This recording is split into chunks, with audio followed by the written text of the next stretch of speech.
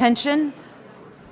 Good evening. My name is Niamh King. I'm the Vice President for Programs here at the Chicago Council on Global Affairs, and you're all very welcome. And we're absolutely thrilled to welcome Garry Kasparov to our platform tonight. Garry Kasparov's new book will be available for purchase and signing. You can buy them in the back over there, and then he'll be signing them in the front over there to my left after the program. It's entitled Winter is Coming. Tonight's program is on the record, and you can use social media, but please silence your phone. Also to text your friends and tell them we're live streaming, and it'll be available on the council website tomorrow. A few upcoming programs before we get started. On November 16th, we'll be hosting a fascinating program with the Museum of Science and Industry called The Robot Revolution. That's about the future of robotics and artificial intelligence. And we're even, for the first time ever, having a robot exhibit with a robot petting zoo. So that should be fun. You may have seen in the news about the new biography out about George H.W. Bush, John Meekum. He'll be at the council December 4th for a lunch. And on December 8th, we have a fantastic panel on Syria and the global refugee crisis. I'd really encourage you to look at that. We will be doing that with the U.S. Holocaust Museum out of Washington and the Karam Foundation. As many of you know, the Chicago Council is a public education institution that's founded by the generous support of its members. Thank you very much to you who are members, and if you're interested in joining, of course you may. And if you buy a book tonight, you can get a book for free if you join tonight. I'll be back up for Q&A, but please join me now in welcoming to the stage the CEO of Clark Street Capital and a board member of the Renaissance Knights Chess Foundation, Mr. John Vinnick. Thank you. Thank you. Thank you, Niamh. Thank you all for having me. I was approached because they were looking for somebody who was in Chicago, who was a chess player and a CEO, and apparently I'm it, so happy to be here. This really is an honor. Actually, what's cool is I have two dreams. Unfortunately, only one of them has so far been realized. One of them was introduce Garry Kasparov, someone who I've always admired. My second dream was to play Mr. Kasparov in a 5-minute blitz game. I do happen to have my set over here, so perhaps the audience could urge him. But no, it really is a great honor. When thinking about Mr. Kasparov, it's interesting. What do you admire more? Do you admire the chess player who is, by most consensus, the greatest chess player of all time, who has dominated the game for 25 plus years? Or do you admire the person who had the courage to take on one of the most evil, unpleasant people in the world, Vladimir Putin? So I admire Garry as much for that as I admire him for his groundbreaking chess ability. So without any further ado, I'd like to welcome Mr. Garry Kasparov.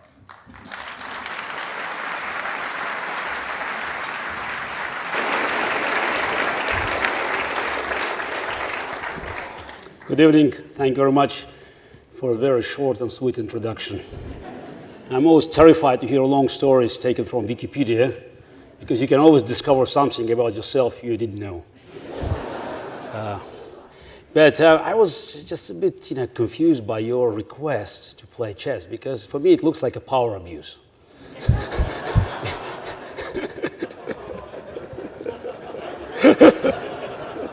And I'm sensitive to that. Yeah, but of course we can play. Though I'm retired, yes. Okay, thank you very much for joining us tonight. And okay, I will talk about the book and about my life and connection to the book.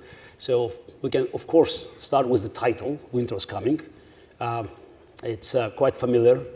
And I have to confess that, yes, I'm a fan of the show and also of these great books. This title actually caused some kind of a coup in the publishing industry, because I published quite a few books, and many of you, I'm sure, did it also. And I don't think anybody can recall a situation where the publisher accepted your first suggestion. They always come up with 10 different ideas, then maybe this, maybe, and then you have the publicity department, marketing. They looked at that and said, yeah. They were not so sure about the subtitle by Vladimir Putin and the enemies of the free world must be stopped, because they didn't like the word enemy.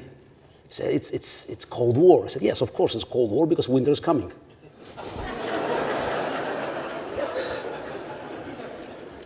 And what is also interesting, and it's another, I don't know whether it's a record, but close to that. I entered the door of this of public affairs with my friend, associate, Mick Gringard, co-author, in mid-January this year, 2015. And I said I had a great idea. You know, look at my articles, you know, my Facebook page, you know, tweets, and I believe, you know, I can submit the manuscript within the next 3 months, and I would like it to be published in October. They said, October 2016. I said, no, 2015. I said, no, it's impossible. I said, look, the book will be very valuable because it will be in the midst of the debates, you know, primary debates, but then it will move into debates for general elections. And I had, at that time I said, I had strong feelings that foreign policy would be a central issue. It's not maybe typical but for Americans, but now foreign policy can even overshadow domestic issues because they're connected. People understand that the world is getting smaller, and you know, without understanding the nature of the threats to this country, to the free world, it would be impossible to move forward. They signed and they had some doubts, but marketing, publicity, it's too expensive. I said, you shouldn't worry. Vladimir Putin will do the job.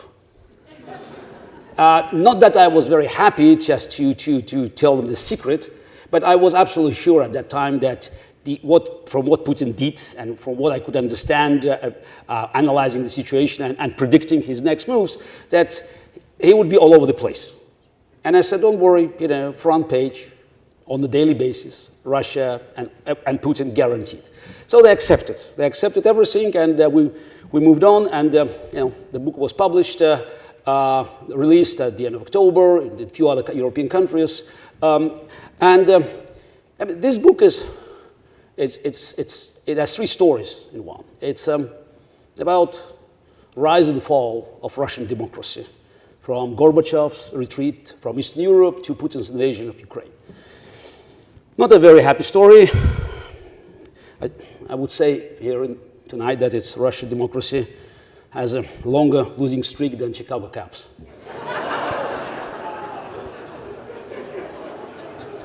but you know, we in Russia remain optimistic as Chicago Cubs fans, because there's always next year.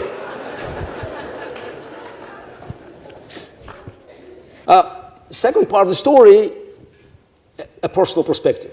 Garry Kasparov as a witness and also as a participant in many of these events.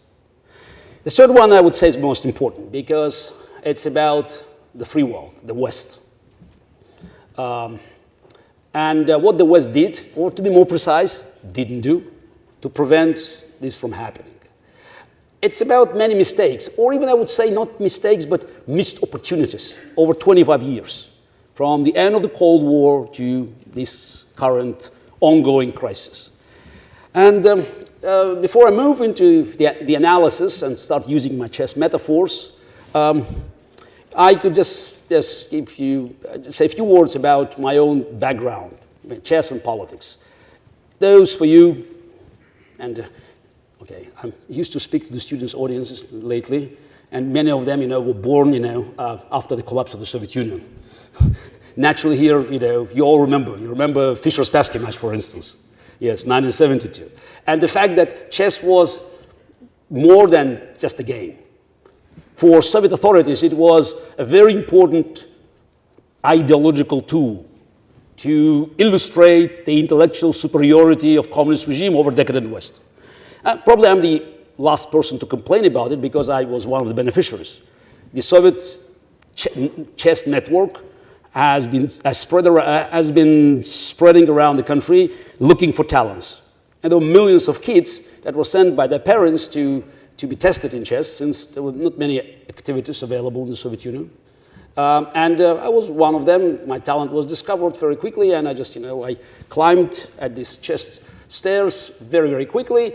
And probably at age 14, everybody knew that I would be a challenger. World champion it always requires a little bit of luck, but definitely, you know, top player. And I also discovered that, being there and playing for the title, for the world title, it was more than just moving chess pieces, because it was all about politics. And my opponent, formidable opponent, great opponent, was no one less but Anatoly Karpov. Not just a great champion, goes without saying, but also a darling of the system. He took the title back from Fischer, though Fischer walked away, but still, technically, he followed Fischer, and then he played Viktor Korchnoi, who was a defected from the Soviet Union. So Karpov gained a lot of political capital. And he was even congratulated in person by Leonid Brezhnev, the general secretary of the Communist Party. And Brezhnev said, "You got the crown, keep it." Which, was more or less, a direct order. I mean, not to Karpov, to other authorities. So, and not that they had any, complaints about me, because for time being, that time, I played by the rules. I didn't want just to break them. I wanted to become the world champion. I was not a hero. I have just to tell you that is, I joined Komsomol, Communist Party, as was required, just to make sure that I could make my moves and I win the title. But they could smell. It's a wrong scent that I was a rebel. Of course, you have Karpov, a loyal party soldier, a Russian from Ural, and they had half Armenian, half Jewish boy from Baku, the southern outpost of Russian Empire. I never lose a chance to remind the American audience that I was born and raised in the deep south right next to Georgia. Which is perfectly correct, because Azerbaijan was the deep south of the USSR, right next to the Republic of Georgia. Our match was, for many millions of Soviet people in 84, 85, as a signal that change was possible. Of course, I was lucky that at that time was already Gorbachev in power, and the Gorbachev's policies were just, it's like loosening up. Let them play. It's not about, disqualification. It's not about using administrative powers. Let them play. Let's see who's a better player. I was still struggling because I had, many obstacles, but at least I was given a chance. I grabbed my chance. 30 years, on November 9, 1985, I won my title. It was a big deal. And next year we played a rematch. I won again. In 87, we played another match. I retained my title. And there was a gradual progress in the country also. The country was also opening up. And I realized that as the world champion, I was very young, so 24 in 1987, after winning already the title 3 times. But my decision to be active participant or passive observer of these events could influence millions of people, one way or another. And I always played aggressive, attacking chess, and I thought I have to do it. And this is thanks to my family, I had an education, so from my father's side. So I learned books. I learned from books like Solzhenitsyn, and others that there was something was wrong with the system. And also I traveled. Since age 13, I had the chance to go abroad, and I had no doubts about the limitations of the Soviet system, and I could smell as a professional player that it would not last for too long.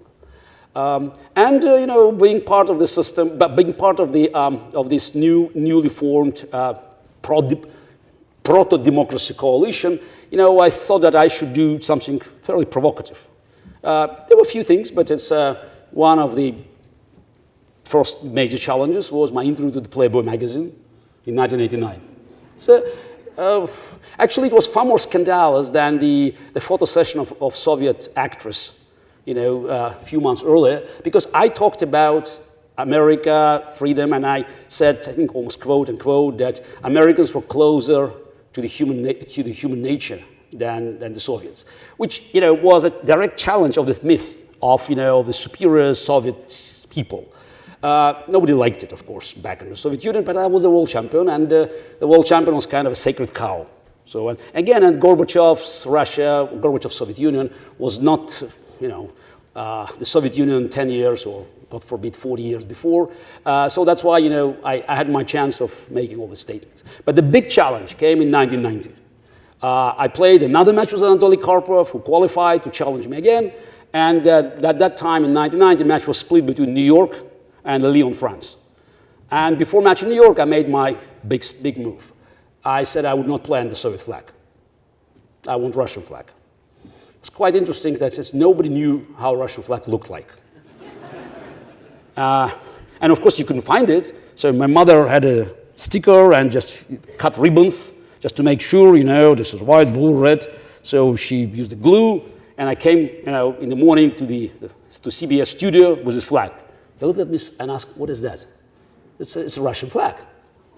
Okay, Russian flag. So I had my Russian flag next to at the table next to me. It stayed there for 4 games. Then, under massive protest from Karpov's delegation, calls from Soviet authorities, FIDE, International Chess Federation, decided to remove both flags. Both flags. Okay, fine. I won. Psychologically. I just had a pin with a Russian flag. Then, Soviet Union collapsed, and it became already just a norm. So now everybody knows how it looks. But since I became like a prominent player on this stage, I was asked by authorities, first by journalists and then by authorities in the free world about my views. And in 1990, I had my first meeting with editorial board of the Wall Street Journal. They published a story of this meeting, and somehow I was invited to the White House to meet General Scowcroft, the head of National Security Council, and I was assisted at this meeting by the head of the Soviet desk, the rising star of U.S. politics, Condoleezza Rice. The meeting was a great disappointment for both sides. Let's not just forget the fact. I was 27. Yeah, of course I could see through the Soviet propaganda. I didn't buy it, but the one thing that that I bought, yes, it's just from early days. It's I wouldn't call it a myth, but definitely a belief of all in the Soviet Union that here in DC, in America, they knew everything. All-powerful CIA, Pentagon, White House. So I expected people that knew everything about my country. They asked me about Gorbachev. And I told them what it was obvious in Russia, that Gorbachev's star was fading. Gorbachev would not last too long because the Soviet Union was just probably going to disappear fairly soon because it's not working. People you could see people rising in the national republics, and also in Russia things are not looking healthy in the Russian Federation. They were shocked. And what about Yeltsin? And I said, okay, March 1990, in May, there would be a Congress of Peoples of the Russian Federation, and Yeltsin would be elected, at this Congress, would be elected the chairman of this body. They were shocked again. They asked me, but he's a drunk and a loose cannon. I looked at them, I was puzzled. I said, but you didn't ask me about his character, you asked me about his political future. So it didn't work out. So, and the reason I mention this is because it seems to me that there was, a fundamental misunderstanding of the events in the Soviet Union, as now in Russia, and many times one mistake was made over and over again. But as a climax of this mistake, of misunderstanding what's happening in Russia, for me it was November 15, 1991. I was in DC receiving a Human Rights Award, and at the very same day, there was a big celebration. It's a reception, a very pompous reception of newly appointed Minister of Foreign Affairs of the USSR, Edward Shevardnadze, organized by Bush 41 and Jim Baker III. And they talked at this reception about a new dawn in the Soviet-American relations. 5 weeks before the collapse of the Soviet Union. Okay, from that moment, I have my reservations about any American administration. And I have to say that, we entered a period in 1991, what I would call a bipartisan blindness. Yet 4 administrations. Okay, the 2 years of Bush 41, and then Clinton, another Bush, and now Obama. And I think it's like a repetition over and over again. There were so many great opportunities in the 90s that have been missed. And it's like, it's in any game. Now we can start looking for the game of chess. If you reach an excellent winning position, you still need a plan. The normal opponent doesn't resign. You just have to, you need a home run. You have to deliver. Unless you do, something, good moves as a part of your plan to finish him off, it's not going to happen. And in 91, 92, America was all powerful, and definitely many reforms could be done. I'm not talking about the US at that time. I'm talking about the global geopolitical infrastructure. One of the reforms that was badly needed was the reform of the United Nations. Why? Because United Nations was built in was created in 1945 as an institution to keep the balance after World War II, which again was a good move. Because everybody could already see more problems between USSR and the USA, and this institution had to prevent an open conflict and to give a platform for all these endless, fruitless negotiations. But it's all about talk, not fight. Now, at the end of the Cold War, we needed new institutions to address issues that were important, mainly how to solve conflicts. Keeping United Nations in its original form was, of course, a big mistake. But at the same time, it's very hard to challenge human complacency. When we won the game, we want to celebrate. So how can you, be so critical? And, it's not surprising that the best-selling book at that time was Francis Fukuyama's End of History. I was very, very proud when he read my book and agreed to give a blurb, because it was not his mistake. I also shared these views. Everybody believed that that's it.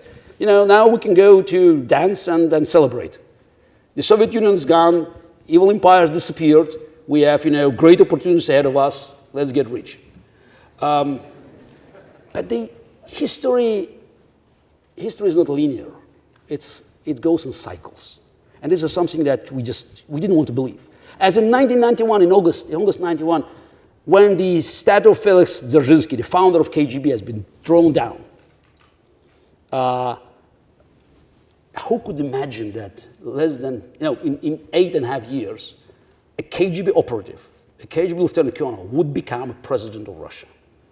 If you could bet, money on that time, you would be richer than Bill Gates. But unfortunately, it did happen, and it's a long story. You can read it in the book. I think I gave pretty good explanation. So why? I wouldn't say it was inevitable, but the country was not ready, our country, my country, Russia, was not ready to meet these new challenges. One of the problems is this, I said that Russians believe that it's democracy equaled higher living standards.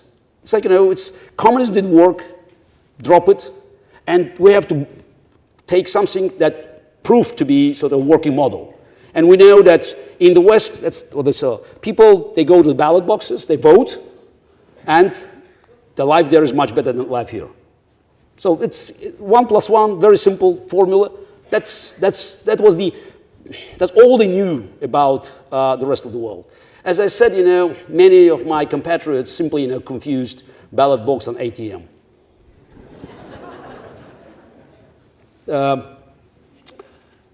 Now, when Putin took over, many believed, just for a very short time, that it could be sort of a new start. It wasn't. It actually was not a new start. It was just, reverse. I was troubled immediately because I knew, what Putin said, even being a prime minister and meeting his former colleagues, not exactly former colleagues, from KGB, when he said, once KGB, always KGB. He said it, quote, proudly said it. He repeatedly said that the collapse of the Soviet Union was the greatest geopolitical disaster of the 20th century. We should listen to what he said. And the first thing he did as a Russian president, he restored the Soviet anthem. You can say symbolic, but Soviet Union and Russia were countries of symbols. And it definitely, demonstrated like a Freudian, message. So what he could do if given the chance. Now, I also was very troubled, not very surprised, because as I said, I already had negative experience, when Bush 43 met him, even before 9/11, on June 9, 2001, and said after the meeting, I looked into his eyes, I saw his soul, and I could do business with him. I wanted to shout, you are not a shrink to look in his eyes. Look at his record, he's KGB.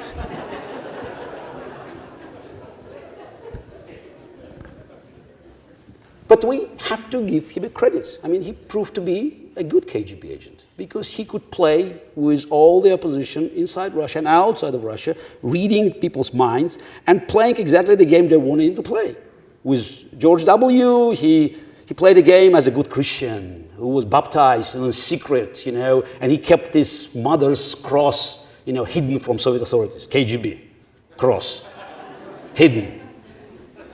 I don't know how many people, were jailed, while Putin was in KGB for their truly religious beliefs, but it worked. And I think this is Putin discovered that many things could work. I don't think he had yet, just a game plan. This is because he was not, a dictator who fought his way through. It's not Stalin or Hitler or Mao Zedong. He was just given this opportunity. It came out of the blue. In 1996, he was unemployed after his boss in St. Petersburg, Anatoly Sobchak, lost elections. By the way, Putin learned from that. Elections are bad because they're unpredictable. And even the favorite can lose.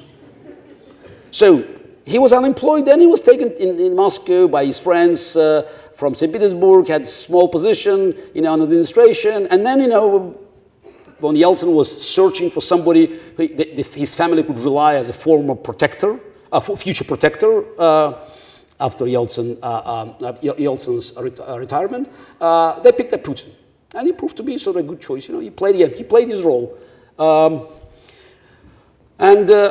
From 2000 to 2008, that's his constitutional terms, he played a game, which was a game of let's have friends. Again, we should give him credit. He realized that to solidify his power, he needed friends. And while many of us in Russia realized who was Vladimir Putin, we could see these very mysterious apartment bombings. We could see the Second War in Chechnya. We could see the tragic events in Dubrovka, the theater crisis hostages, or Beslan, terrible tragedy when Russian troops, burned down the school with hundreds of kids there. The free world desperately tried to find common ground. And Vladimir Putin was very accommodating. And even for those in Russia who were sympathetic to our cause, it was very hard to believe us, that Garry Kasparov, Boris Nemtsov, whoever, while we were shouting in the desert, and at the same time they could see television with Vladimir Putin hosting the meeting of G7. Okay, at that time they called it G8, I think mistakenly, because G7 stood for 7 great industrial democracies, and I didn't believe Russia was one, so I always called it 7+1. But Vladimir Putin was a host in St. Petersburg, and he was surrounded by Bush, 43, Berlusconi, Schroeder, probably already Merkel at that time, Chirac, Harper, Tony Blair. He's one of them. So there were only two options. Either he's a democratic leader, or democracy is nothing else but bargaining chip. Which, by the way, Putin propaganda gradually explained to Russians that democracy is just like, it's a convenient formula for the free world to attack us. And then in 2007, Putin had to make a big decision, to walk away or to stay. I thought that he had the last chance for the exit strategy, but he decided to stay. Now, for me, it was the last signal. He would not leave Kremlin, his power position in Russia forever. He's there for life. Again, to my horror and to a big surprise of many of my friends and colleagues, both the United States and the European Union decided that they could back Putin's substitute, somebody called Medvedev. Again, we should give Putin the credit, because the powers in the hands of Russian president are immense. He can fire the prime minister with a stroke of his pen. And to find someone who could sit in this chair for 4 years, technically being a prime minister, you have to be sure that this man has no ambitions. Because even tiny ambitions this time, multiplied by these massive powers of Russian presidency, could create a coup. Because, even small number multiplied by millions could become considerable, formidable. But no matter what is the multiplying power of this chair, 1 million, 1 billion, if it's multiplied by 0, it ends up with 0. And again, Putin made the right choice. So Medvedev stayed there 4 years, did nothing, except, adding 2 more years for official presidential term, despite, the Russian constitution clearly prohibiting anybody to be there for more than 2 terms. They said, okay, we'll start counting again. Okay, that's this. And I also remember that when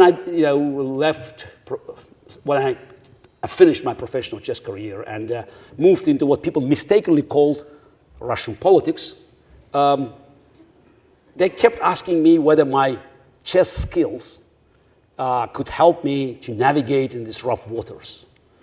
And my answer was no, not at all. Because in chess, we have fixed rules and unpredictable results. In Putin's Russia, it's exactly the opposite. So we all knew that rules vary from day to day. Results stay the same for years. Again, they said politics is probably the wrong word, because the moment you say politics in this audience or in any audience in Europe or in North America, people think about campaigns, fundraising, debates. How many debates Putin, had in his life? And the answer is 0. The only debates in Russia is between protesters and riot police. Elections. So it's all, there's some like big windows to demonstrate that Russia was at that time a part of the free world. But things change, because dictator who comes back, and when Putin came back in 2012, he had no other ways but to create a new mythology. Economy was no longer serving him. Even before Crimea and sanctions, Russian economy showed signs of exhaustion. It's a pipeline economy. As I saw today, this is the latest report that the ruble fluctuations depend on oil prices, 90% dependence, 90%. And Putin had to come up with a new image. Economy served him well. The high oil prices, they helped to improve living standards. And few people remember that the highest economic growth in Russia was the year 2000, the year Putin took over. But Russian economy, after all this very, I would say, it's slow reforms under Yeltsin, they helped to create some kind of feeble foundation for future progress.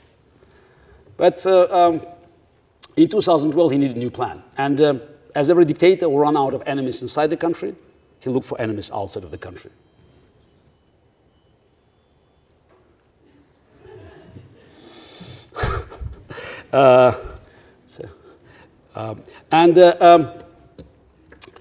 And for many, Putin's aggressive acts in Ukraine, and now his appearance in Syria, that was like a big surprise. How come? So why he has been doing that? How does it serve Russian interest? The answer is it doesn't serve interest of Russia, but it does serve the interest of Vladimir Putin. And as every dictator who is reaching this point of his power, he believes that he is the country. And all resources of the country could be used to promote his own agenda, which is very simple, to stay in power. And here we come to the moment where I believe the chess metaphor will be very useful. Dictators always play what we call in chess a sharp tactical game, tactics, because it's all about creating complications and chaos. When you're in trouble, you always look for something that could help you to complicate the position, to muddy the waters. Because in these positions, you don't have you don't have a luxury of thinking about long-term planning. It's all about, I go there, he goes there, and each move can change position, from winning to losing. And of course, dictator always had an advantage because he doesn't have to go to the Congress, he doesn't care about the press, about public, so he's there. He can make moves instantly. On the other side, democracy has an advantage of, strategic advantage of lasting institutions. It can build institutions that will function, even if the government changes.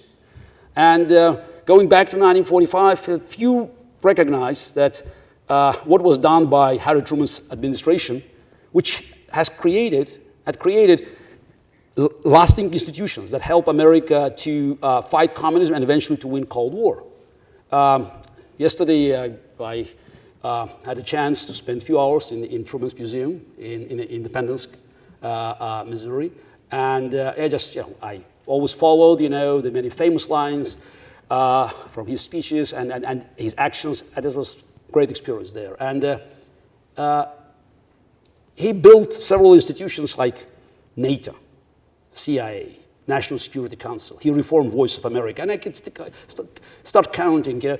And when people tell me today Vladimir Putin is so dangerous and confronting him could be very costly, yes, agree. But are you telling me Vladimir Putin today is more dangerous than Joseph Stalin in 1948? Are you kidding me?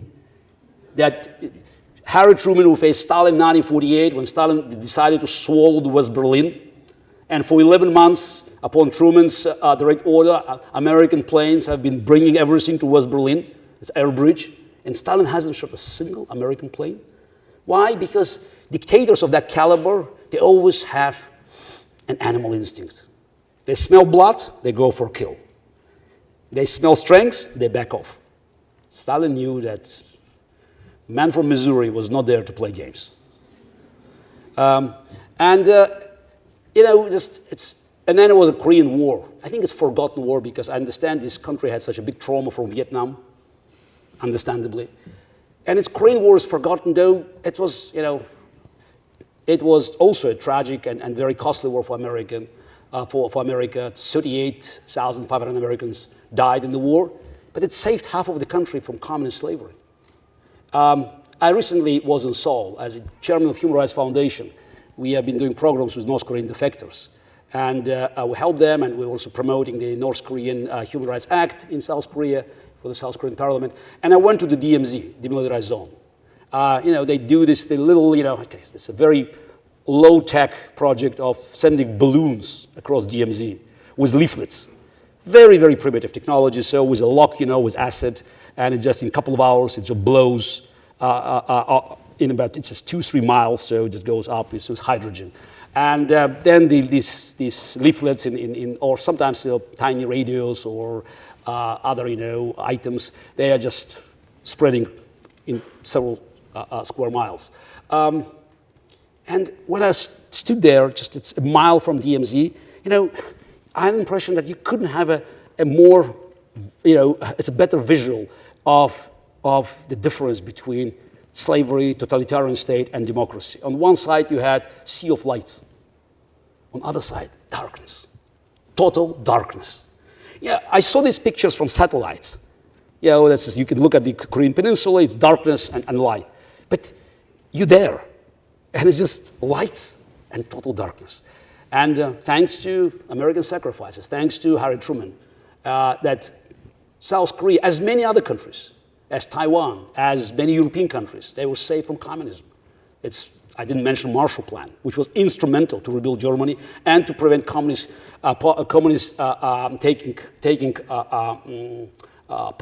taking over government in France and Italy. And it was all about institutions.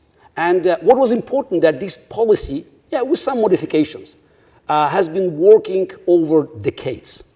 The American foreign policy was always bipartisan, and I think that's what mattered. Government could change, there could be alterations and disagreements, but within a range, because they knew that there was a threat, an existential threat, and they had to make sure that the country was ready. I recently watched again the first televised debates, Nixon-Kennedy. It's now everybody's watching debates, so I wanted us to look at the sort of the original script. it's, okay, set aside the civility and a huge respect for both these formidable candidates. Very few remember that it probably was the most likely the youngest pair in US presidential history. Nixon 47, Kennedy 43. But many times they said, that they disagreed not on goals, but on means. That was very important. I mean, can you hear today that, I agree with what Senator Kennedy said. I agree what President Nixon said, but I have to sort of to make my comments on that. There were two Americans debating about the future of their country. And what's happened after 1991 is just, American foreign policy, has been working as a pendulum. It's swinging from one side to another. Clinton did very little, Bush did too much, Obama has been doing nothing. And it's just going from one side to another. It created at least a confusion, if not, it's not worse, in the world. Because what happens next? And I wanted that, just with my book, to make sure that there will be a bipartisan policy, the restoration of this bipartisan policy again.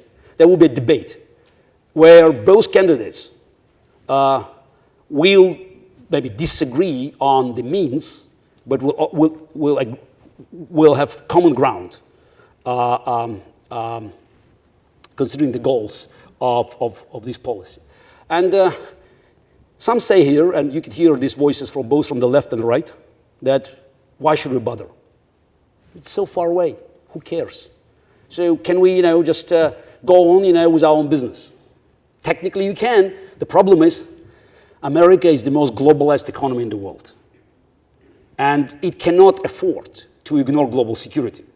American business is global, and America, as every free country in the world, needs stability to promote its economic agenda, so to make sure that the business ties, they're working. And this is something that we keep forgetting is that we like our new technologies, our devices. We can connect with the rest of the world in a split of a second.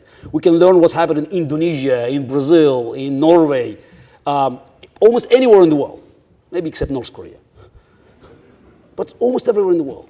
So the information travels instantly. It's a trade, finance, business, social, cultural exchange.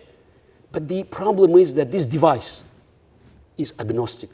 It's neither good nor bad. You can use it for business, you can use it for good stuff, you can use it for killing people, for promoting the message of hatred.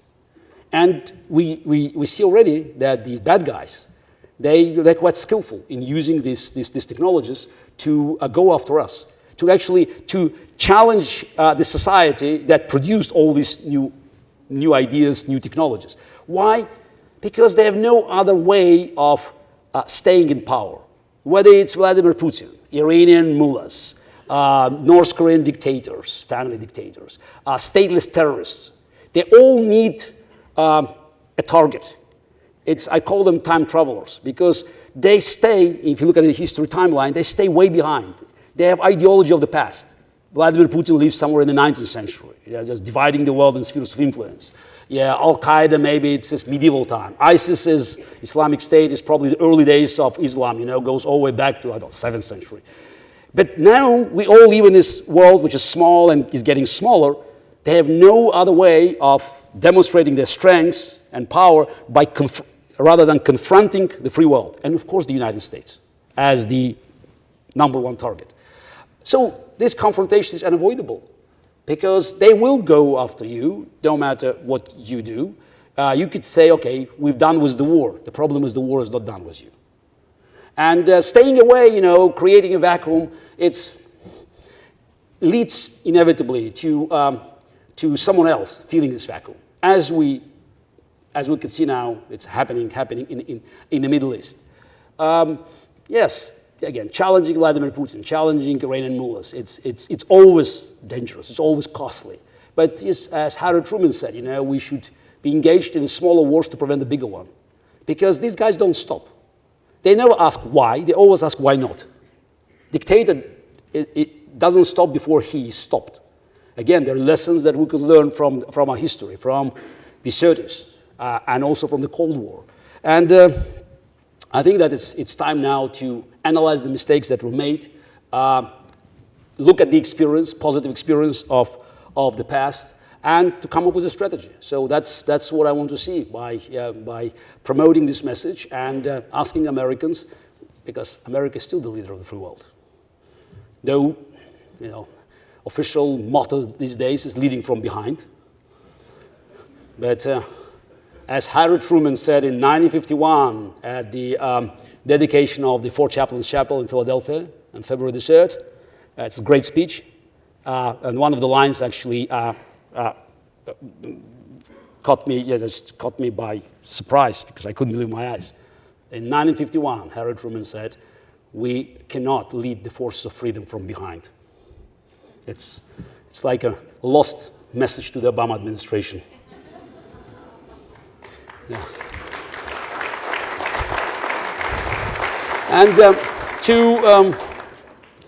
just to wrap off the presentation and to move into the dialogue and Q&A session, yes, the message that I have in the book is, you may say, a chilling one. Winter's coming, but it's like in the books or in the show. It's in Game of Thrones. It's about the dark and dangerous times ahead of us. But if we know how to prepare, how to meet these challenges, we can make this winter shorter and less expensive. It will be expensive. There's no doubt. It's the challenging dictators is not an easy task. But there's one rule that we can learn, from history. Every day adds up to this price. It's dangerous today. Tomorrow it will be even costlier. And day after tomorrow, the price could be unbearable. So just to end up with a bit more optimistic note, as I took my son, who lives in Moscow these days, 19-year-old, with me to this Midwest book tour. And yesterday we were in Kansas City, and we saw a picture of locals celebrating the triumph of the Royals. Nearly 1 million people in downtown Kansas City. Amazing picture. And my son Vladimir looked at the picture, and he said, "Wow. Hopefully one day we'll see such a spontaneous demonstration in the Red Square. And this demonstration will mark the end of Putin's regime." Thank you.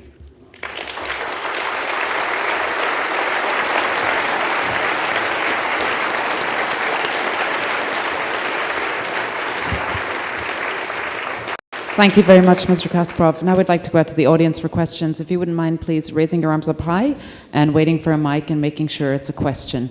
Why don't we start right here, please, in the back? Right there. Yeah, with the glasses. He's coming. What does Putin fear most? What strategy against him would have the greatest chance of achieving 1 million people celebrating a Red Square? Before celebration, they have to rise.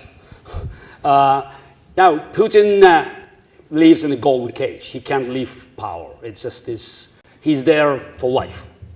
The bad news, I don't know when it happens. The good news, he also doesn't know. Now, what he fears most is to look weak. As every dictator, he knows that the moment dictator shows any sign of weakness, he's out of business. It's mafia. It's before you have 1 million people on the streets, you can have somebody on his back. So that's why he spends his time, and the Russian propaganda machine has been beefing up the image of a macho, open chest, Vladimir, the invincible, the Schwarzenegger, the Terminator. Yeah. And one of the, it's actually to understand, how it works, I always tell people, look at what he did in New York, just at the end of September. He went to General Assembly of the United Nations. And everybody thought, oh, Putin's arriving in New York. He has something to say. And the Wall Street Journal asked me to write an editorial, on his speech.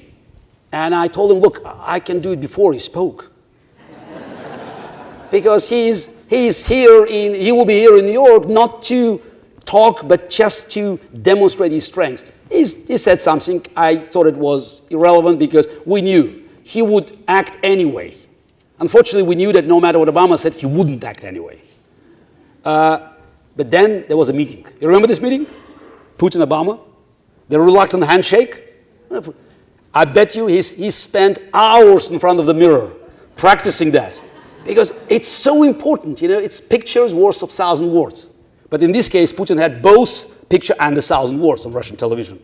And they could demonstrate that Vladimir Putin, the invincible leader of Russia, he had no choice but to go to the General Assembly of the United Nations in New York, to the belly of the beast, to meet Obama, to shake his hand. And next day, Russian planes bombed American-backed opposition in Syria. Now, just even if you're just an ordinary person who may have doubts, you see that this is the picture. You know that the Putin sends military jets and military experts to Syria. Iran is sending troops and ammunition, and Obama sends John Kerry, who is calling the shots. So it's all about the image. And there's so many ways, so many tools in the hands of the United States, even without European allies, to start creating the isolation for the dictator. As long as he looks invincible, nobody will challenge him. That's what Winston Churchill said in his speech in October 1938, after this infamous Munich capitulation of Chamberlain and Daladier. He said there was a moment where probably we could expect German generals and some of the industrials to rise against paranoid Führer. But when they saw him winning everything without, a single shot, simply signing papers, how can you challenge the man who's so lucky? Same in Russia. And Putin knows it, but since we understand his weakness, many things can be done. It's a longer story, but I keep writing about it. But all is needed is a political will and a strategy. Let me go back. Strategy. The moment people in Russia, in Europe, in Middle East understand that America is back to the old game when the strategy did not depend on who is in the White House, but it's a strategy to create sort of a safety in the world, I think it will work. And you could see unexpected but positive results in my country as well. Okay, next question. Right up here up the front, please.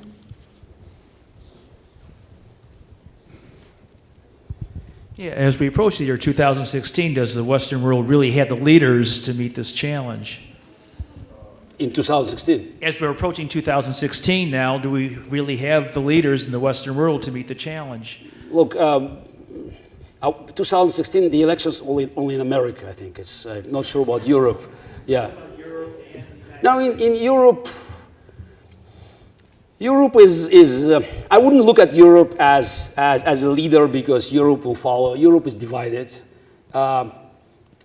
I believe that there's only one politician who's bold in Europe, is Angela Merkel, the Chancellor of Germany. And thanks to her, despite she's under heavy pressure from her own country, but she was able to keep this coalition and sanctions. But unless there is a strong leadership from Washington, Europe will not move. There's so many problems. And look at the refugees. This is one of the elements of the crisis that played straight into Putin's hands. And I believe that was part of his, let me call it, strategy to put Middle East ablaze. Hundreds of thousands of refugees. They go to Turkey, and via Turkey, many of them ending up in Europe. What happens when they arrive? Tens and then hundreds of thousands of refugees. It creates a political crisis. Who benefits from this crisis? The nationalists, Putin's allies. They have been bragging about Putin's support. The leader of Le Front National in France, Marine Le Pen, she publicly bragged about receiving $10 million alone from Putin's Russia. Now, with all the refugees, they gain political power because they can gain more votes. They have more votes. They have, a much bigger say in European policy, and they can help Putin to lift sanctions next March. So Putin creates chaos. Chaos is something that is crucial for his survival. All these muddy waters. And we need leadership from here. Now, looking at the field, I don't think the Democrats need my advice. So I think it's quite clear who is going to represent them, unless, I don't know what happens. So I'm not an American citizen. I should probably, stop making comments. Now, as on the Republican side, I have been listening to all of them. I know exactly who should not deal with Putin. You can count, five letters in his family name, and this is not Rubio. Yeah, I always call him a cotton candy candidate. You know, it's a taste good at first, no nutrition value, and too much makes you sick. And actually, there was listening to all these candidates. Some of them made good statements, but I think the sincere one was Rubio because he has it's Cuban origin. You know, I think it's in the blood. So communism, KGB, dictatorship. So he believed in what he said. That's what I could see on the screen. And I remember that in 2012, Mitt Romney made the right comment about Russia being, you know, so number one geopolitical foe of the United States. Obama trashed him as the Cold War dinosaur. And Romney gave up because he didn't believe in it. It was like a soundbite. He couldn't defend it. It's very important that, you know, a next commander-in-chief, or at least, you know, next nominee, from a major party, would believe in what he's saying, as Harry Truman believed, or JFK, or Ronald Reagan. So I think that from my perspective, again, foreign policy, because I'm not, you know, making comments about domestic issues, but from foreign policy perspectives, Rubio looks strongest and most sincere, and I think it's, you know, he had a good start. I mean, calling Putin publicly a gangster in charge of the $2 trillion empire, criminal empire, that's a good start. Next question. If you can make sure and raise your arms tall in the back, please. Yeah, right there with the glasses. Thank you. Yes, earlier you mentioned that we missed the opportunity to reform the institutions. Here. Oh, okay. In 1990. Do you see a role for institutions now? And if so, how can they be reformed? No, I think this reform is inevitable because, you know, United Nations today is nothing else but, you know, a display for dictators. That's what we saw last September. It's organization of United Nations, but they're not truly united because many of them, you know, on paper are just, you know, willing to or just agree to sort of follow the rules. But I mean, when I see Saudi Arabia being elected a chair of Human Rights Council. Look, okay, no more comments, you know. And it's, you know, what country is the worst violator of women's rights in the world by the United Nations standards? Israel. Yes, it's the decision of the panel. Saudi Arabia, Sudan, Cuba, you know, condemn Israel for violation of women's rights. So I think it's just this: we have to come back with strategic plan. It's you know, if we start counting backward, if Senator McCain, you know, called for the League of Democratic Nations, League of Democracy, but it's also, you know, you could hear the same statements, you know, from JFK. You can go back to Harry Truman and Winston Churchill in his famous Fulton speech at Westminster College, Missouri, on March 5th, 1946, he also spoke about a potential gridlock and corruption in the United Nations. You know, and he wanted it to be something else but the cockpit of the Tower of Babel. So we have resources now because let's not forget, first time in the history of human race, the free world, democracies have overwhelming economic and military advantage over the other side. And we should use it. I do understand Saudi Arabia is an ally. But America needs Saudi Arabia, but Saudi Arabia needs America much more. So how about, you know, introducing the element of the moral values into the politics? That's what helped the West to win the Cold War. It was not just about technology. Soviet Union was very powerful. It's not Russia. Russia is a pale shadow of what the Soviet Union was. But the great presidents, they knew that the freedom agenda. This is not a neocon term, let me repeat it. Again, it started with Harry Truman, followed by JFK, who, by the way, was much more hawkish than Nixon in these debates. And of course, you know, there were other presidents who followed that, but it's very important that these issues are on the table. It will help, because it also will help to energize the opposition in other countries. I was born and raised on the other side of the Iron Curtain. But what helped us, we knew that there were people on this side who cared. Now, let's understand that, for many people now, especially in the era of internet and all these fast communications, it's very important to see that the world cares. It's not about, pragmatic deals with dictators, hugging them and kissing them and just offering them a platform to come up with their clandestine agenda. It's about demonstrating that these values that helped to win the Cold War still matters. Next question, the front row, please. Marilyn Diamond. No, the front row, please. Thanks. Thank you. My question is going to shift your focus a little bit. How do you think Russia views its relationship with China? Putin, you mean? I mean, Putin. Yes. I think that if you look at Putin-Chinese relations, that's one of the greatest strategic threats to the future of Russia.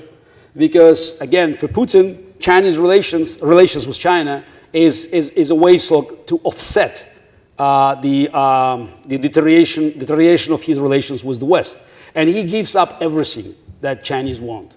So we say in Russia that the problem in Russian-Chinese relations is that Chinese leadership thinks in centuries, and Russian leadership thinks in dollars. And you could see that China has been gradually taking over the control of vast territories. We don't know how many Chinese already live in Russia unofficially, so then even official numbers are pretty high. I have been traveling from Vladivostok to Irkutsk 10 years ago, and I heard at that time the joke from people at the Lake Baikal that Chinese has been crossing our borders in small groups, 100,000 each. And also, it's when you look at Putin meeting Chinese leaders, body language is a macho meeting Obama or European leaders. With Chinese, is a pussycat. So he just, he acts very differently, very, very differently. So because he knows it's, they would buy these stories. And people, when people ask me about, less than a year ago, so about Putin's next step, Ukraine, Baltics, Kazakhstan, or elsewhere. And I said, no, Ukraine, price too high, too many body bags, is sensitive, because Ukrainians fought much harder than he thought. Baltics, it's NATO border. He's not yet desperate. If oil goes to $20 a barrel, he may do that. But he must be desperate to cross NATO borders, because it was clear that the NATO was, America and Europe, they were ready to defend Estonian and Latvian borders as their own. Kazakhstan, easy prey. North Kazakhstan, many Russians there. The problem is he will be dealing with Chinese. And with Chinese, because it's a Chinese sphere of influence. So my prediction was that he would go south, and I thought Georgia, Republic of Georgia, or Azerbaijan. I was right in the direction, but he went further south. Yeah. So China is a huge threat to the future of Russia, because Chinese authorities, they're not hiding their agenda. 1/3 of official Russian territory today on the Chinese maps is painted as a temporary occupied. And when you look at the demographics, I don't know, 20 million Russians from Novosibirsk to Vladivostok versus 250 million Chinese, and still counting. And economic powers, they're just, incompatible. So that's why Russia should think not about confrontation with the West, but we believe, people like me, that we have to build strong ties with Europe, with the United States, because there's China and also radical Islam in the south of Russia. Those are two major threats to Russia as a state in the 21st century. Next question, Ivo Dalder, the president of the Chicago Council. Mr. Kasparov, thank you very much for joining us today. And there's nothing you have said with which I couldn't agree. I think it's an insightful analysis. Here's a question. He's been in power now for 15 years. He has controlled the media for 15 years. Where are the Russian people?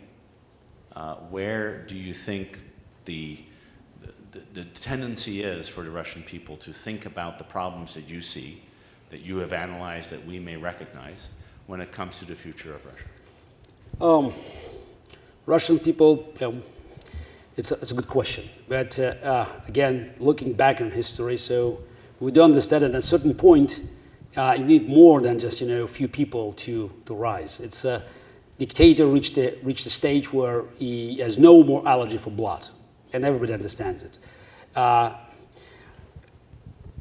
In Putin's Russia, anything that happens outside of Moscow basically is irrelevant. Even St. Petersburg today is a political province. That's a normal outcome, if you may call it normal outcome, but logical outcome of the super centralization. So that's why when we're talking about Russians, we should understand it's the groups that could challenge Putin. It's Putin's power. They're all connected to Moscow, or they live in Moscow. So we're talking about Russian oligarchs, elite, bureaucracy, and Moscow middle class. As for the rest of Russia, again, people live in this bubble, is information bubble. My mother is 78. She was born under Stalin. So she saw all the stages of Soviet propaganda. Today she's immune to all of this stuff. But she says that listening to Putin's propaganda 24/7, it's very painful because Soviet propaganda, set aside that many of these things were fakes and the whole idea was ludicrous, but it contained an element of a bright future. So let's work, let's sacrifice, and eventually we'll all be part of this communist paradise. Again, something bright. Putin's propaganda has no positive agenda. It's like a cult of death. It's all about, it's poisonous. It's all about, war, enemies. Russia is the last fortress of good surrounded by, numerous enemies. And Vladimir Putin is the white knight protecting Mother Russia from, extinction.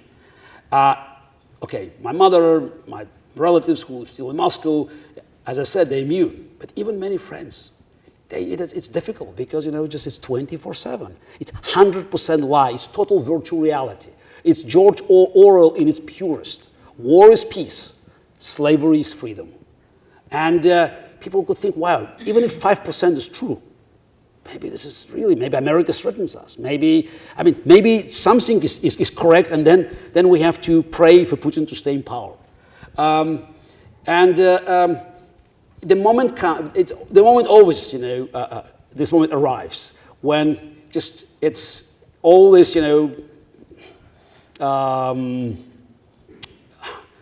the passive observation, the sort of the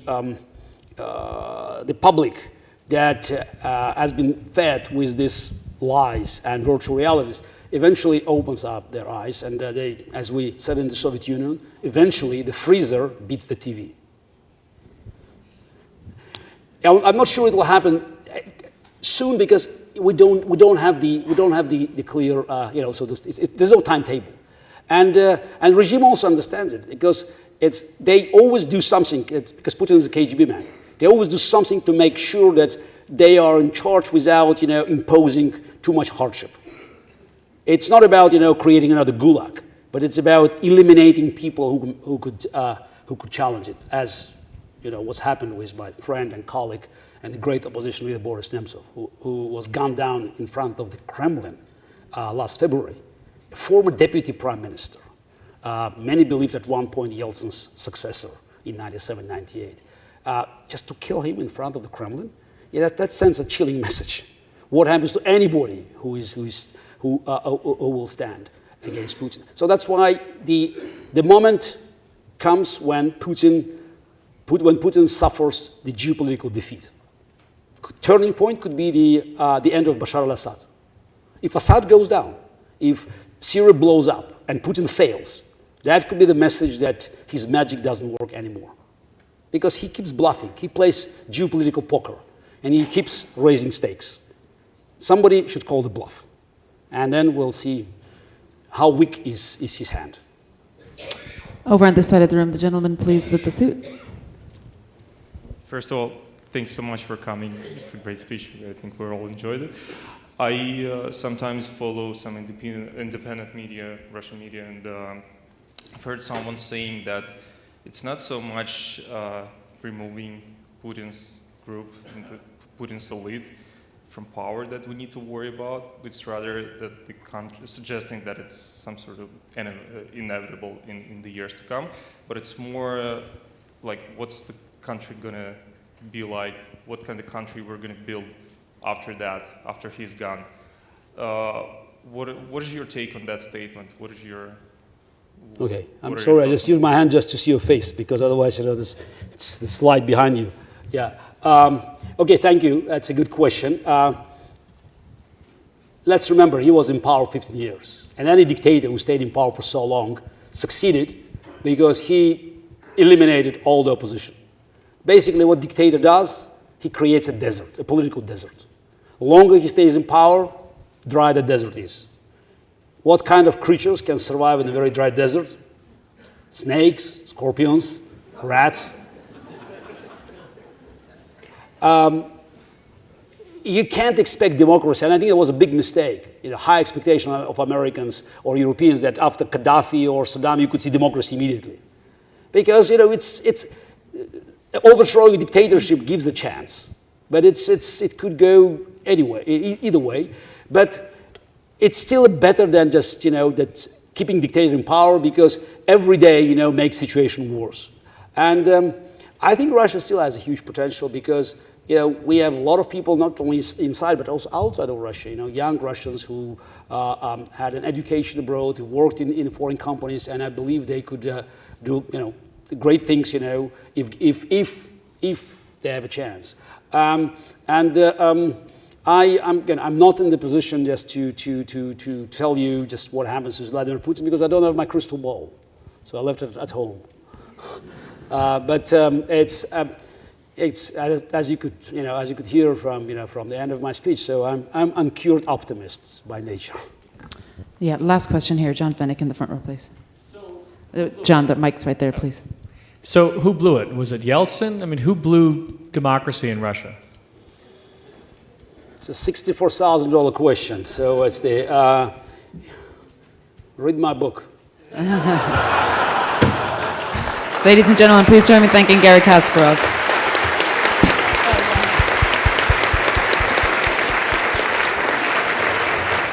The book